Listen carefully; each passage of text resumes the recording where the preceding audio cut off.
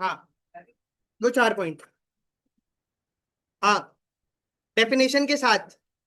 हाँ, rules relating to enforcement. और यहां पर अब लैंग्वेज थोड़ी टेक्निकल हो जाएगी। अब मेरी बात बहुत ध्यान से सुनिएगा। एग्जाम में दो बारी कंटिंजेंट मतलब दो तरीकों से क्वेश्चन पूछते हैं। पहला पूछते डिफाइन कंटिंजेंट और उसके इसेंशियल्स बता दो। क्या बता दो?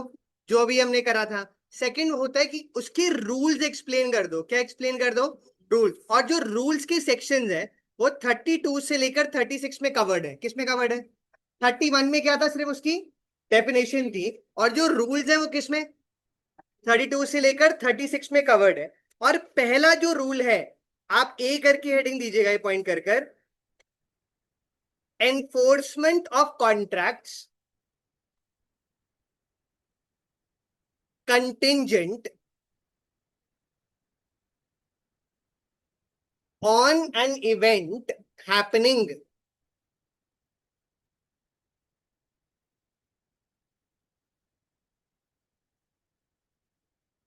सेक्शन 32।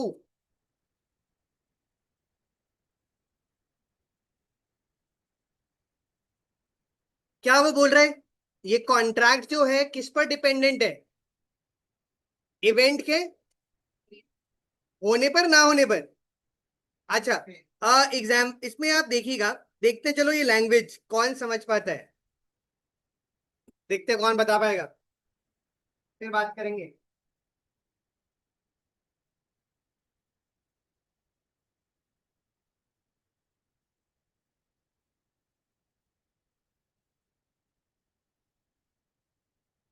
किस पर डिपेंडेंट है? वो अगर आपने एक कॉन्ट्रैक्ट को किस पर डिपेंडेंट कर दिया? उस इवेंट के हैपनिंग पर। तो जब तक वो इवेंट नहीं हो जाता, ऐसा कॉन्ट्रैक्ट को आप एनफोर्स नहीं कर सकते। और अगर वो इवेंट क्या हो जाए, then such contracts become void. जैसे अगर फॉर एग्जांपल एक्स ने वाई को बोला कि अगर वो शिप आएगी तो मैं आपको 100 kg ऑफ राइस बेच दूंगा। फॉर एग्जांपल 5 लाख के लिए, कितने के लिए? और आपने कॉन्ट्रैक्ट को किस पर बेस करा? शिप के आने पर। सपोज करते हैं वो शिप डूब जाती है, अब इस कॉन्ट्रैक्ट का क्या होगा? वॉइड हो जाएगा। और शिप आ जाती है तो वो हो जाएगा। उस केस में आपको राइस सेल करना पड़ेगा। जैसे एग्जांपल में एक और क्या लिखा है? A contracts to pay B a sum of money when B marries C, but C dies without getting married. क्या मतलब? तो उस केस के अंदर क्या पैसे देने हैं, नहीं देने? नहीं, क्यों? वो इवेंट हुआ ही नहीं, वो कॉन्ट्रैक्ट क्या हो गया? void। तो इसमें आप लिखिएगा एज पर section 32।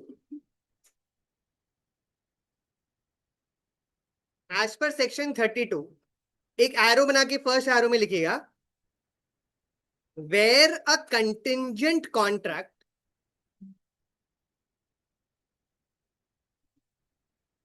Is made to do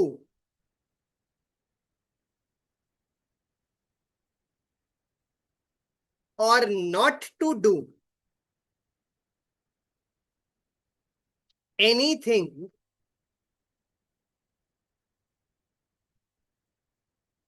if an uncertain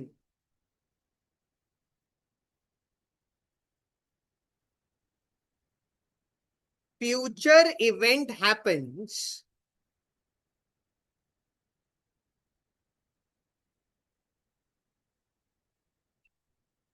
next arrow में लिखिएगा it cannot be enforced। it cannot be enforced इसका क्या मतलब? तब तक हम उसको कोर्ट में लागू नहीं कर सकते unless and until that event has happened।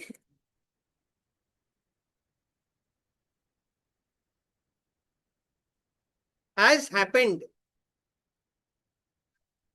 has happened। जब तक वो इवेंट क्या नहीं हो जाता। हाँ।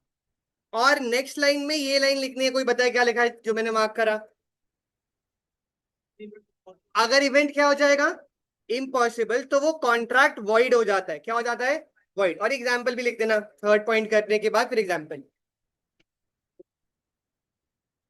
कौन सा सेक्शन? तो उसकी लैंग्वेज तो मुश्किल है, नहीं है? नहीं। अरे सही है, कहते की तो आदत हो गई अब। ऐसी भाषा 11 12 में होती तो मजा आता। हाँ, अकाउंट्स में थी। आज तो इजी चैप्टर का टेस्ट है अकाउंट्स में, फाइनल अकाउंट्स।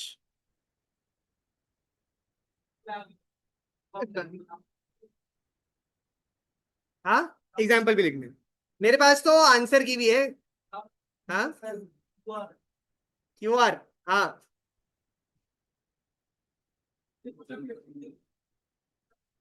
पेमेंट कैश में लेता हूँ मैं, एविडेंस नहीं छोड़ता।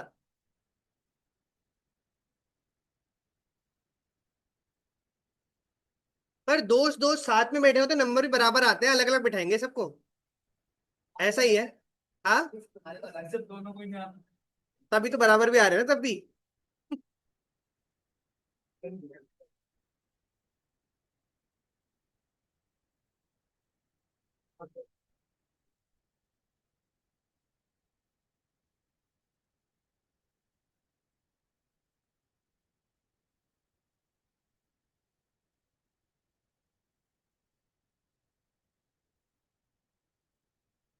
आज कुछ बच्चे आएंगे बोलने की सर हमने थोड़ा लेट ज्वाइन करा था, हमें तो टेस्ट नहीं देना ना।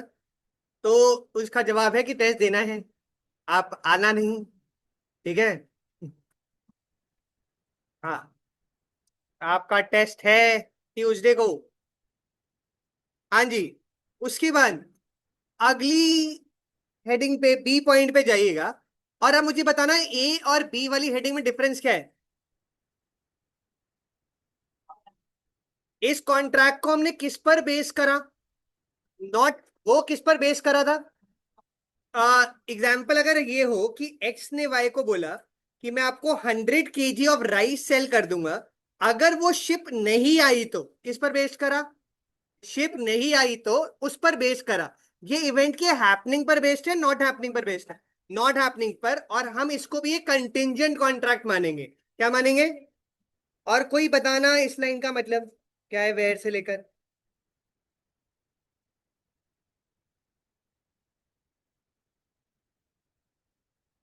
ऐसे कॉन्ट्रैक्ट को कब एनफोर्स करा पाएंगे? जब वो इवेंट क्या हो जाएगा, इम्पॉसिबल, ना कि उससे पहले। तो उसमें लिखिएगा।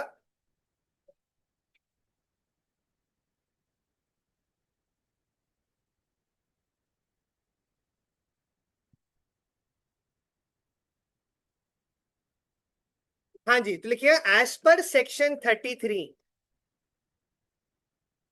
हाँ। हाँ, रूल नहीं हो तो एक बार ही दे दी ना हेडिंग, रूल वाली तो स्टार्टिंग में ए और ये बी पॉइंट था। तो इसमें आप लिखिएगा where a contingent contract, where a contingent contract is made to do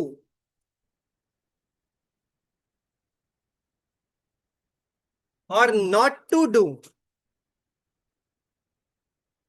anything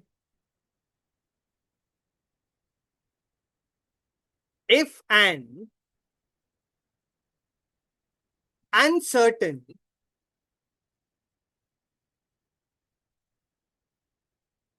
uncertain future event does not happen।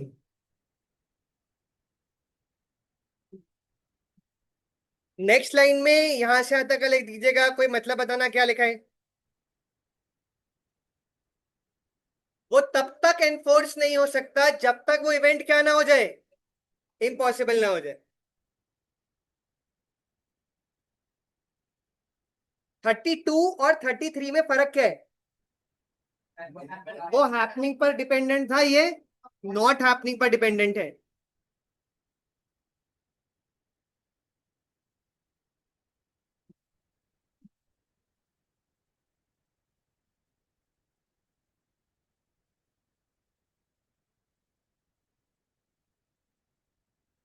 और ये एग्जाम्पल भी लिखना है, बताना क्या है एग्जाम्पल में।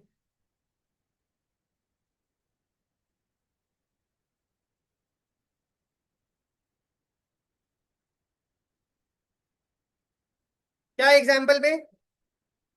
P agrees to pay Q a sum of money if a particular ship does not return.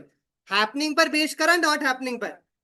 और वो ये बोल रहा था contract becomes enforceable if the ship sinks, मतलब शिप डूब गई और आ नहीं सकती तो कॉन्ट्रैक्ट क्या हो जाएगा? वैलिड हो जाएगा, एनफोर्स हो जाएगा। क्या हो जाएगा? एनफोर्स। एग्जाम्पल लिख दीजिएगा।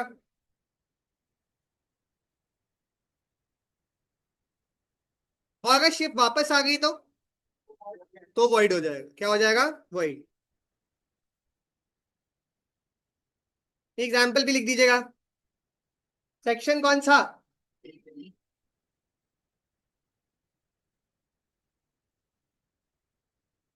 36 तक होने वाला है। फिर टेस्ट, टेस्ट, टेस्ट। आज सोच रहा हूं कुछ सवाल पूछे जाएं,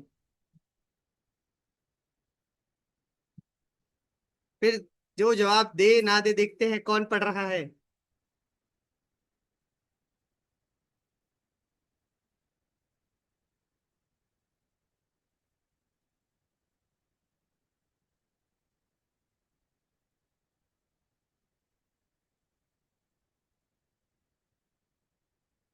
अकाउंट्स आती है सबको? आज अकाउंट्स का ही तो पेपर है। हाँ। अच्छा, कौन सी फाइनेंशियल स्टेटमेंट्स होती हैं? कौन सी? Balance sheet, PNL, cash flow. हाँ। रेशियो। पक्का?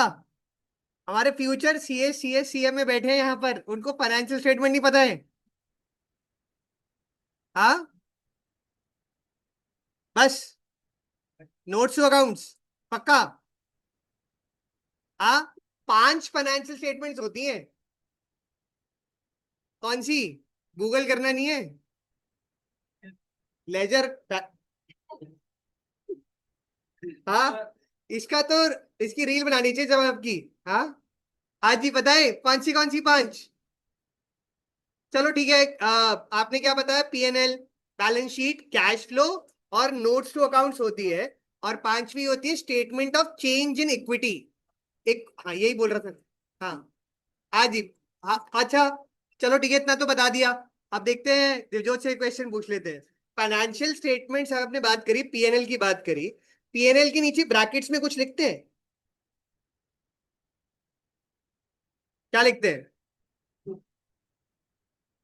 यार ब्रैकेट, जैसे ऐसे बनाया पीएनएल फॉर द ईयर, बोल ही दिया मैंने।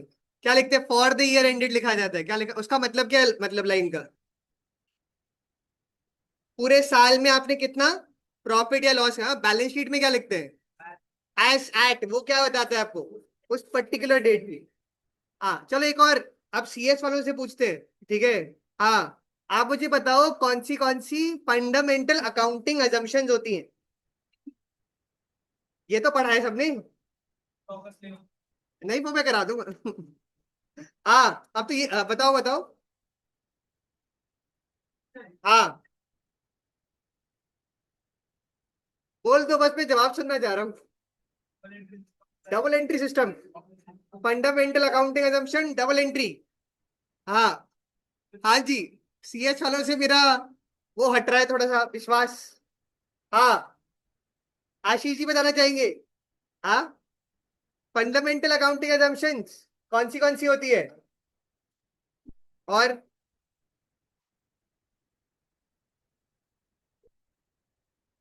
अरे हमारे फ्यूचर सीए, ये। हाँ। गोइंग कंसर्न, हाँ पर सब मिलके आंसर दे रहे थे, देखो। हाँ। तुम्हारे आंसर सुन के मैं भूलने वाला हूं, मुझे ऐसा लग रहा है। हाँ। हाँ जी, तीन होती है। गोइंग कंसर्न, कंसिस्टेंसी और अक्रूवल। ये तीन आपके फंडामेंटल अकाउंटिंग असम्पशंस है। चलो इशिता से पूछ लेते हैं। सिंपल सा सवाल, अक्रूवल का मतलब क्या होता है? अगर तुमने ये नहीं बताया अक्रूवल का, अक्रूवल बेसिस का मतलब किसका? मैं लिख देता हूँ बेटा, तुम्हें सुनाई नहीं देता, दिखाई तो देगा। हाँ, अक्रूवल बेसिस का मतलब क्या होता है? तो ये बात अच्छी है, बच्चों को अकाउंट्स भी नहीं आती। अगर लॉ नहीं आती होती तो मुझे अपने बारे में बुरा लगता, तो इनको अकाउंट्स भी नहीं आती। हाँ। क्या होता है अक्रूवल?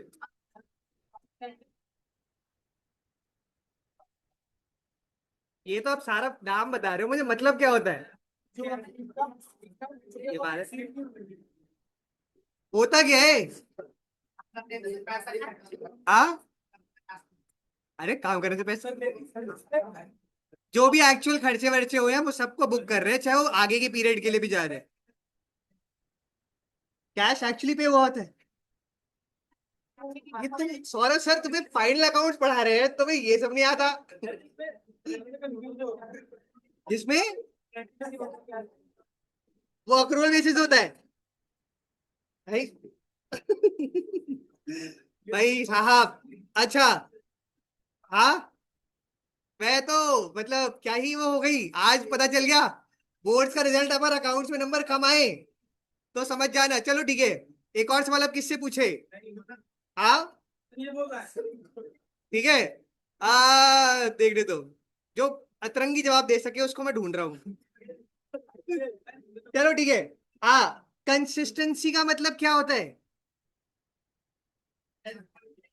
अकाउंटिंग में पूछ रहा हूँ मैं।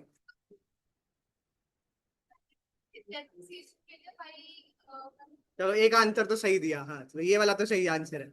हाँ। चलिए कौन सा सेक्शन हो गया ये? लॉ पर ही आ जाते हैं। हाँ। बेटा यही तुम्हारा फ्यूचर दिख रहा है, लॉ ही पढ़ लो कम से कम। हाँ।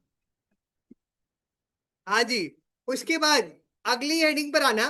34 सेक्शन के लिए ना एक बारी ना, चलो इसकी हेडिंग लिख दो।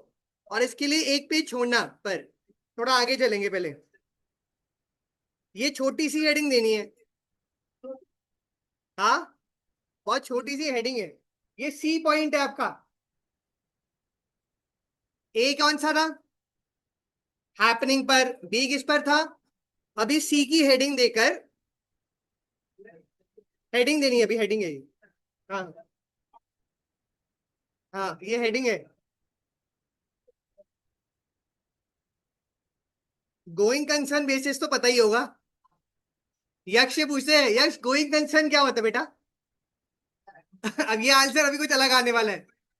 अरे रुक जाओ, वो बताएगा, यक्ष बताएगा। हाँ जी, गोइंग कंसर्न बेसिस। याद नहीं आ रहा? आज किसका पेपर है? कौन से चैप्टर का? ये याद है? और गोइंग कंसर्न नहीं पता? हाँ। गोइंग कंसर्न तो पता ही होना चाहिए।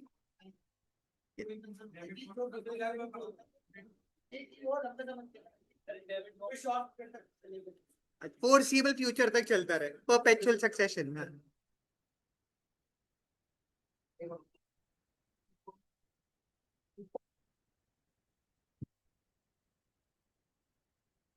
देखिए, सौरभ सर बेचारों को ये नहीं पता कि अकाउंट्स ऐसी है, इनको फाइनल अकाउंट्स पढ़ाई जा रही है।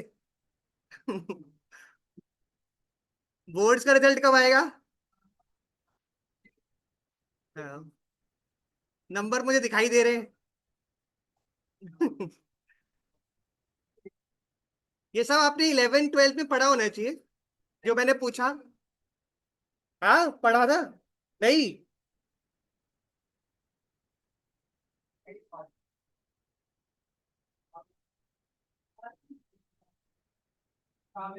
हाँ। क्या आ गया? आईसीएससी का इसका कितना है परसेंटेज? 86? आईसीएससी में 86 तो बहुत बढ़िया है। अकाउंट्स में कितने आए? 90 लगे तो नहीं, अभी मैंने पूछा जो। हाँ। अच्छा थ्योरी आनी तो चाहिए, मतलब ही नहीं बता।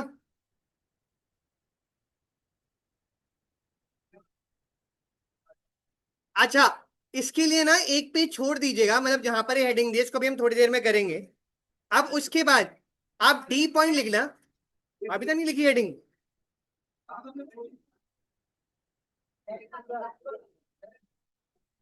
हेडिंग कहाँ दी थी उस पे? अरे अगली पेज दे रहे थे। हाँ वो छोड़ दो पेज। आ जाएगा। तेईस में नहीं आएगा। आधा छोड़ दो। इतना लिखना है देखो, आप खुद ही देख लेना। ये एग्जाम्पल और ये केस इतना लिखना है। आ जाएगा आधे बंदे में आपके? फिर ठीक है, आप देख लो भाई अपनी राइटिंग के हिसाब से। ऊपर वाला नहीं लिखना, एग्जाम्पल लिखना है और केस लिखना है। अच्छा, उसके बाद डी पॉइंट आप हेडिंग दीजिएगा, और इसमें आप हेडिंग, आप कोई मुझे इस सेक्शन में इसकी हेडिंग और 32 में कोई फर्क बता सकते हैं?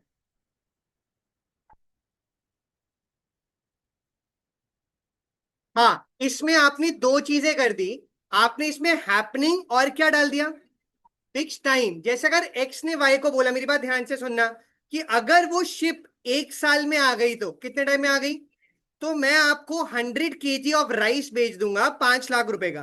क्या ये उसमें उसने कुछ और क्या डाल दिया है, टाइम भी डाल दिया, तो ये सेक्शन किस में आ जाएगा, 35। और टाइम नहीं होता तो कोई, तो 32 में जाता, किस में जाता, 32।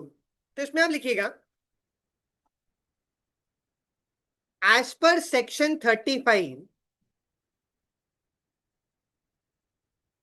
Contingent contracts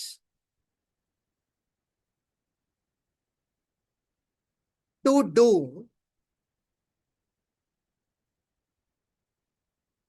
or not to do anything, contingent contracts to do or not to do anything if a specified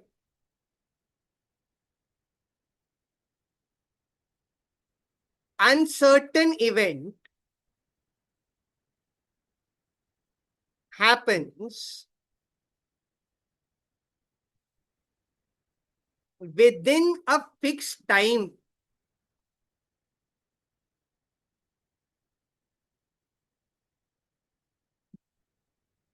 becomes void, becomes void। अगले एरो में ये लिख दीजिएगा, लाइन क्या लिखा है इसमें, कोई बताना।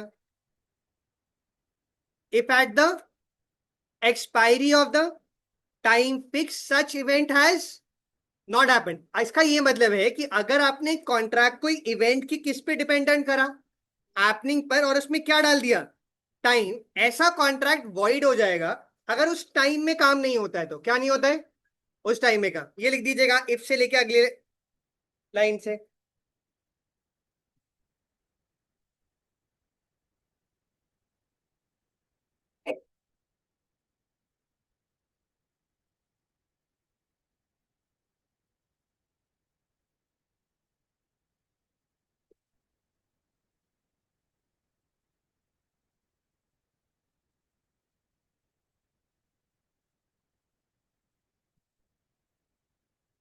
अब कितने दिन रह गए एग्जाम में, किसी ने गिनना स्टार्ट करे?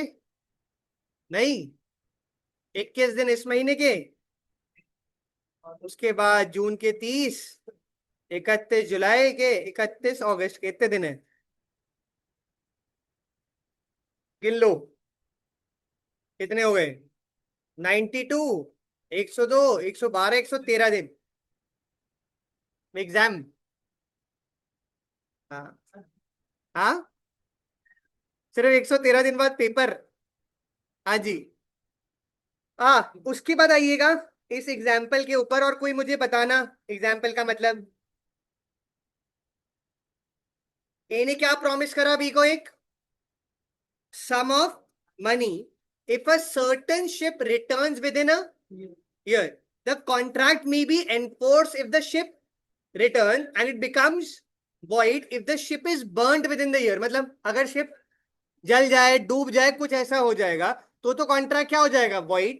अगर शिप आ गई तो उसको पैसे देने होंगे। एग्जाम्पल लिख दीजिएगा।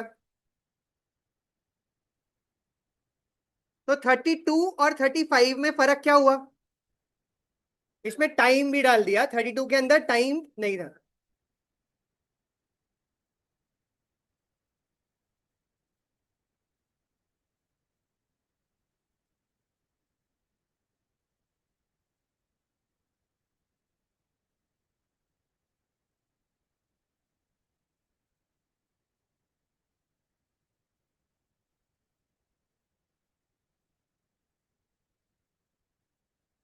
चार्ज पे लगा देंगे, ऐसा क्या है।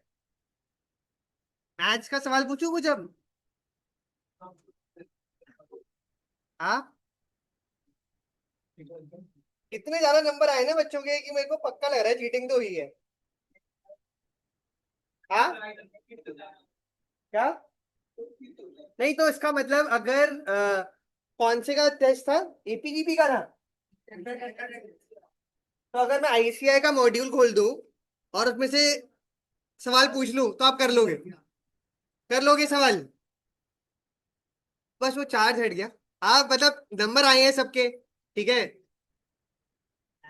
नहीं आए नंबर, अच्छे कितने आए। ओहो वेरी गुड। एक सेकंड, हाईएस्ट किसके आए थे, वो दोनों आए ही नहीं आज।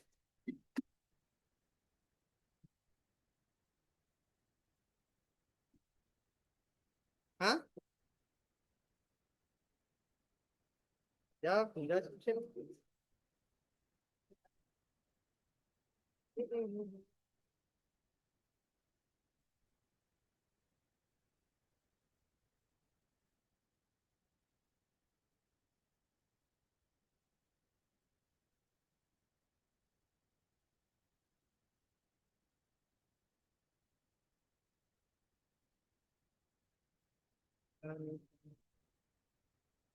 चल नहीं रहा, कोई टोना टोटका लगा दिया।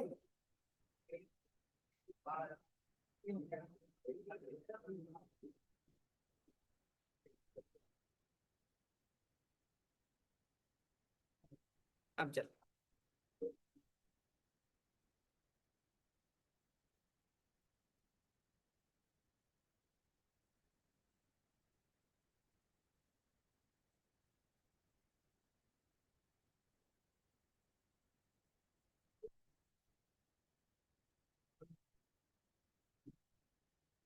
हाँ, लिख लो एग्जाम्पल।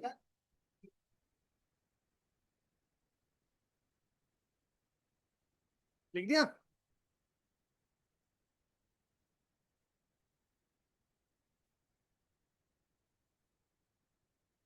तो 32 सेक्शन किस पर था इवेंट के, हैपनिंग पर 33, नॉट हैपनिंग पर 35, हैपनिंग और फिक्स टाइम पर था। तो 35 का सेकंड पार्ट किस पर होगा फिर, क्या लग रहा है। नॉट हैपनिंग और फिक्स टाइम के ऊपर। तो आपने डी लिखा था ना, सी डी ई पॉइंट पर आइएगा। क्या लिखा है कोई बताए। Contingent on specified event not happening पर है with in a fix time, section 35। ये अगली हेडिंग दीजिएगा। 35 का सेकंड पार्ट है। 36 एक और है। हम्म।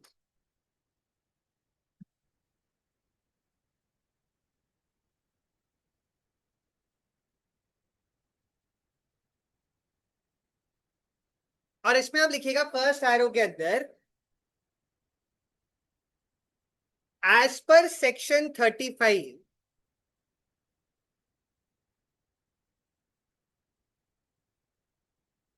Contingent contracts to do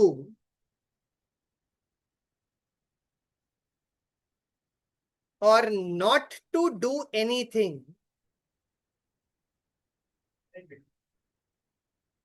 heading तो पहले ही डालनी थी। अभी फर्स्ट एरो है, क्या लिखा था हमने, not to do anything if a specified uncertain event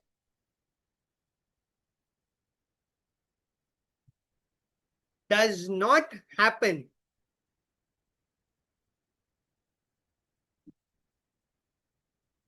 within a fixed time।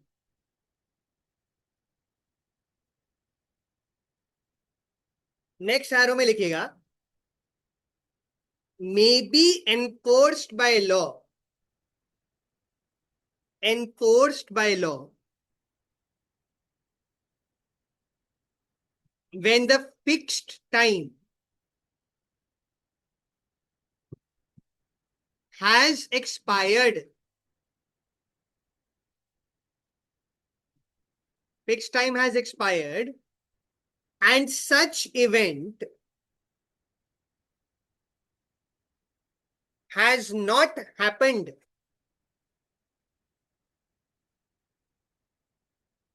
has not happened. Next arrow में एक और लाइन लिखिएगा, और before the time fixed,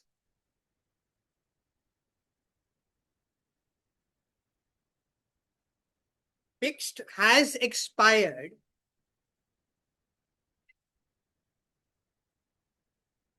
it becomes certain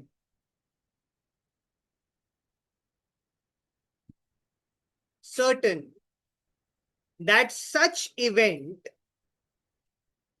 will not happen. कोई इसका मतलब बताएगा क्या बोल रहा हूं? क्या बोला? किस पर बेस्ड करा कॉन्ट्रैक्ट को? नॉट हैपनिंग के ऊपर। और किस पर? ऐसे कॉन्ट्रैक्ट को कब एनफोर्स करवा सकते हैं? अगर वो इवेंट हैज नॉट हैपेंड। और इस एग्जांपल को लिख दीजिएगा, ये पहले भी बात कर चुके हैं। 33 और 35 में डिफरेंस, नॉट हैपनिंग था इसमें और फिक्स टाइम है। वापस अगर हम बात करें कंटिंजेंट के अंदर, तो सेक्शन 31 किसका था? डेफिनेशन की बात करी 32, हैपनिंग की इवेंट पर 33, 34 अभी हमारा बाकी है, 35 दोनों इसके अंदर आ रहे हैं। इसमें बस यहाँ पे टाइम की बात एक्स्ट्रा कर दी है। किसकी बात एक्स्ट्रा हो गई है? टाइम की। और अभी ये 36 करेंगे एक और। ये रूल्स भी आ जाते हैं 7 मार्कर। ऐसे ने एक बार एग्जाम में पूछा था, एक्सप्लेन एनी 3 रूल्स कंटिंजेंट के। एक बच्चे को वही आता था, वही सारे लिखाया हो। कितने नंबर मिले होंगे? उसमें तो पूरे मिल गए, बाकी पेपर में कुछ नहीं मिला, वो आता ही नहीं था।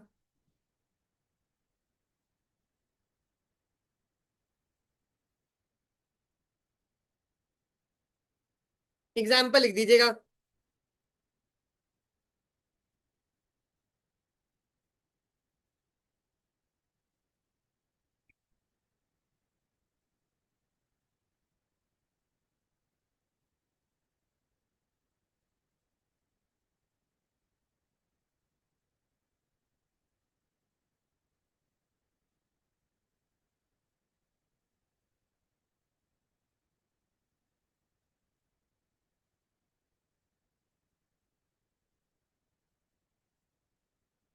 लिख दिया?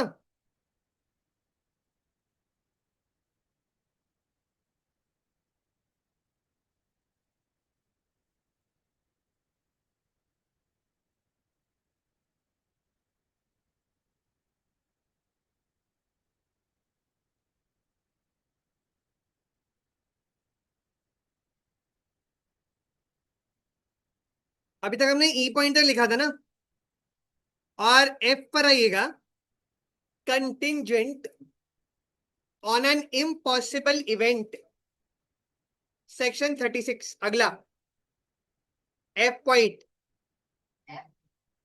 एफ ही हुआ ना? हाँ, contingent on an impossible event. और इसका क्या मतलब कोई बताना चाहे हेडिंग से? अगर आपने अभी तक जो भी कॉन्ट्रैक्ट्स थे वो आपने अनसर्टेन इवेंट पर बेस करे थे, किस पर? और अगर आप वो कॉन्ट्रैक्ट को किस पर बेस कर देते हो, क्या इम्पॉसिबल चीजों के कॉन्ट्रैक्ट बन सकते नहीं बन सकते? तो उस केस में वो अग्रीमेंट ही वॉइड हो जाएगा। क्या हो जाएगा?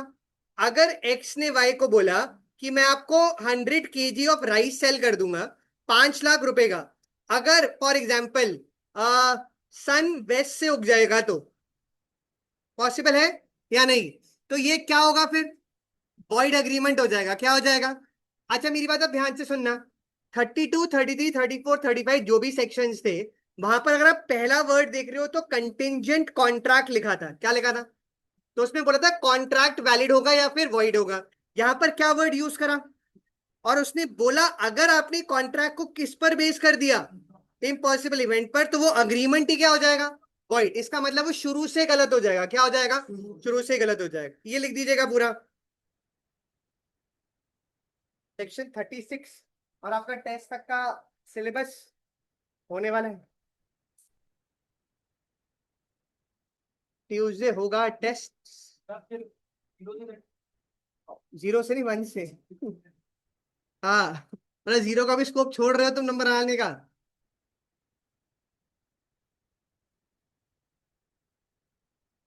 1 से 36 का टेस्ट होगा। 1 एप्लीकेबिलिटी का सेक्शन होता है, ऐसा कोई वो फायदे वाला सेक्शन नहीं। पर ज्यादा जो भी अब आएगा वो 12 के बाद का आएगा। पर मैं धप्पा भी कर सकता हूँ, ये भी ध्यान रखना। हाँ,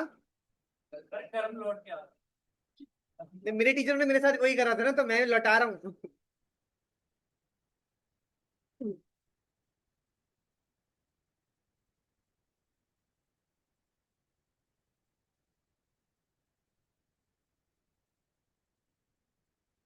ये मार्क्स तो ग्रुप पे जा रहे हैं पर आपके पेरेंट्स तक तो नहीं पहुंच रहे।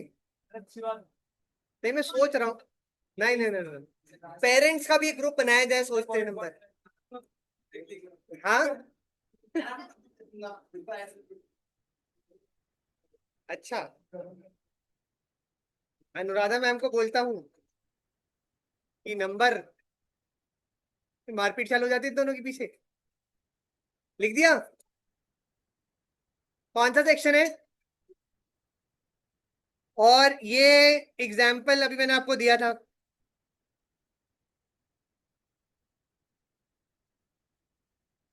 ये भी लिख दीजिएगा।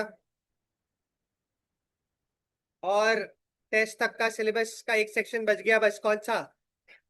34।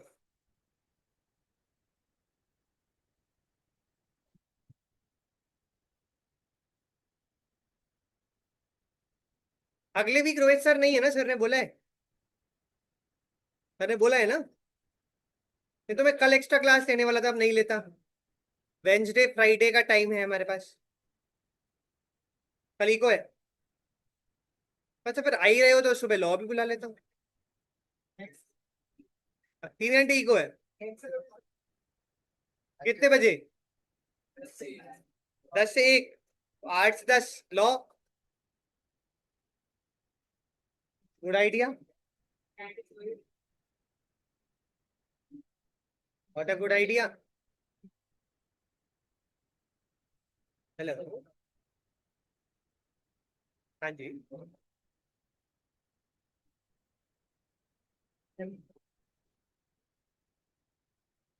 तो मैं आपको आधे घंटे में कॉल बैक कर दूंगा।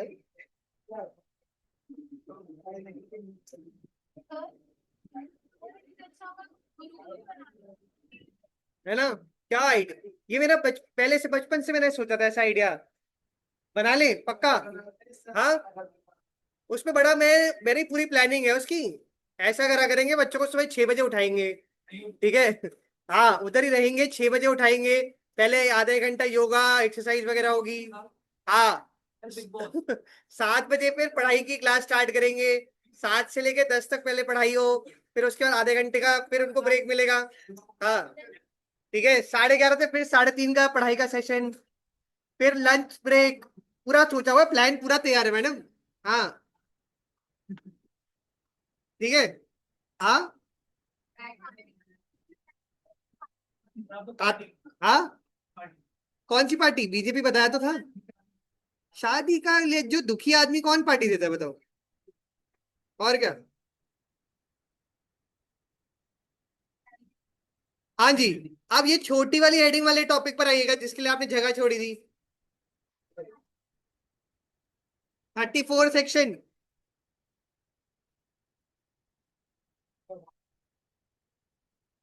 और कोई इसका मतलब बता दे। देखते हैं कौन बता पाएगा।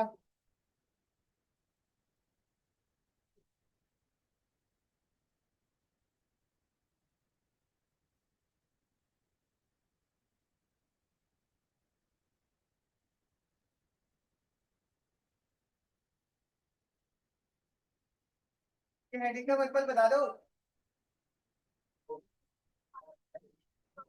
तब शांत। यार हम तो कोशिश भी नहीं कर रहे हम। अच्छा, सुने सुने सुने। वो ये बोल रहे हैं कि अगर आप कंटिंजेंट कॉन्ट्रैक्ट किसी लिविंग पर्सन के कंडक्ट पे डिपेंडेंट कर दे, किसके ऊपर, लिविंग पर्सन के कंडक्ट पर डिपेंडेंट कर दे, तो उस केस में क्या होगा, ध्यान दीजिएगा, एग्जाम्पल पहले सुनिएगा। एग्जाम्पल में उसने क्या बोला, A agrees to pay B a sum of money if B marry C, मतलब ए ने क्या बोला कि वो बी को क्या देगा, एक सम ऑफ मनी देगा अगर बी ने किससे शादी कर ली, सी से। बट सी मैरीज डी, क्या मतलब हुआ, सी ने शादी, क्या उसको पैसे मिलेंगे या नहीं मिलेंगे। बट ऐसा हो सकता है बाद में डिवोर्स हो जाए और बी और सी शादी कर ले, हाँ ऐसा हो सकता है। क्या होगा कॉन्ट्रैक्ट का, क्या होगा, वापस से मेरी बात ध्यान से सुनना। आ, इस कॉन्ट्रैक्ट में क्या हुआ, ए ने किसको बोला, बी को, कि वो उसको 5 लाख रुपए देगा अगर बी किससे शादी कर ले, सी से। अगर उनकी शादी होगी तो 5 लाख मिलेंगे, बट सी ने जाके किससे शादी कर ली, डी से। अब जैसे ही उस लिविंग पर्सन की कंडक्ट से, यानी कि सी ने डी से शादी कर ली, अब ये वाले कॉन्ट्रैक्ट का क्या होगा, ए और बी वाला, ये उसी टाइम पर वॉइड हो जाएगा, क्या हो जाएगा। और चाहे ये पॉसिबिलिटी है कि उनका डिवोर्स हो जाए, बाद में वो शादी कर ले, बट स्टिल हम इस कॉन्ट्रैक्ट को क्या मान लेंगे, वॉइड हो जाएगा। ये लिख दीजिएगा एग्जाम्पल, एग्जाम्पल एग्जाम्पल लिखिए। हाँ, फिर केस भी है 34 में। अरे दोनों, हेलो, ये लाया हूं मैं।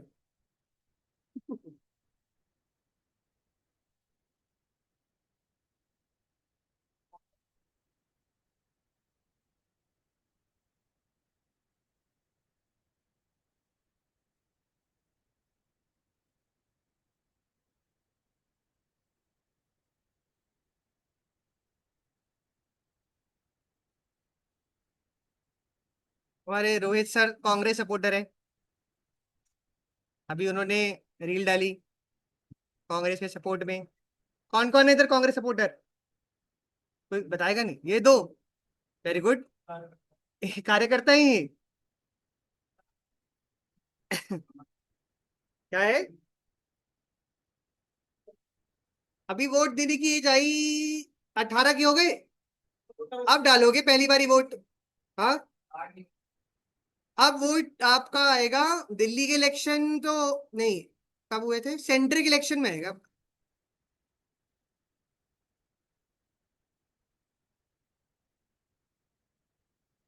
हाँ जी, केस का नाम लिखिएगा, फ्रॉस्ट वर्सेस नाइट।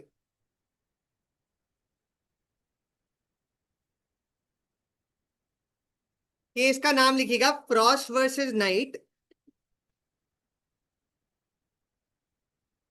और इसमें लिखिएगा फैक्ट ऑफ द केस,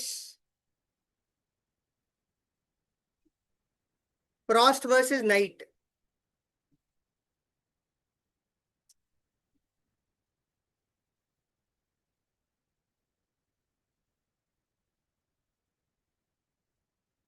अच्छा अब सुनिएगा, इस एग्जाम्पल में क्या है, द डिफेंडेंट, डिफेंडेंट कौन होता है, जो केस में अपने आप को बचाता है, promise to marry the plaintiff on the death of his father, क्या मतलब उसने बोला, उसकी फादर की डेथ के बाद उससे क्या कर लेगा, शादी कर लेगा।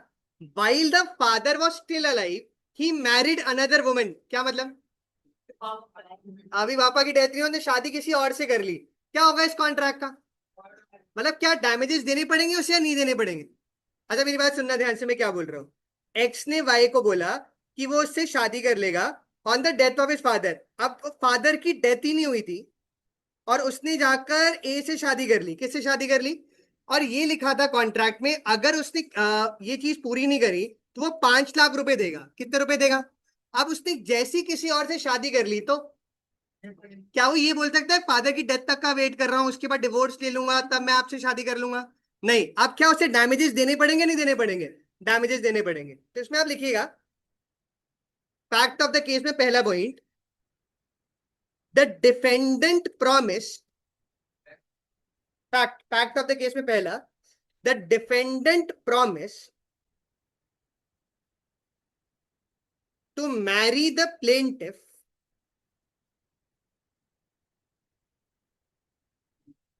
On the death of his father, जो केस में अपने आप को बचाता है उसको डिपेंडेंट कहते हैं, और जो केस करता है उसे प्लेंटिफ कहते हैं। क्या बोलते हैं? प्लेंटिफ। अगले पॉइंट में,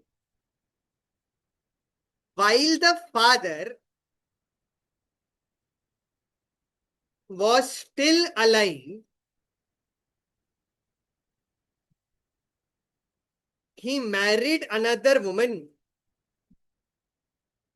Father was still alive, he married another woman.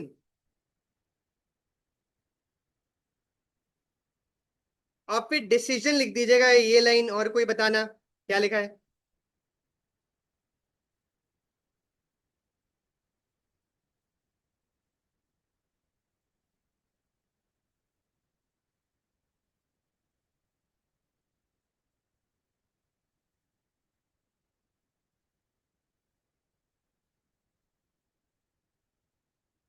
क्या बोल रहे हो? क्या वो केस कर सकती है उसके ऊपर ब्रीच ऑफ कॉन्ट्रैक्ट का? हाँ, ये लिख दीजिएगा। और यहां तक का आपका 36 सेक्शन हो गए।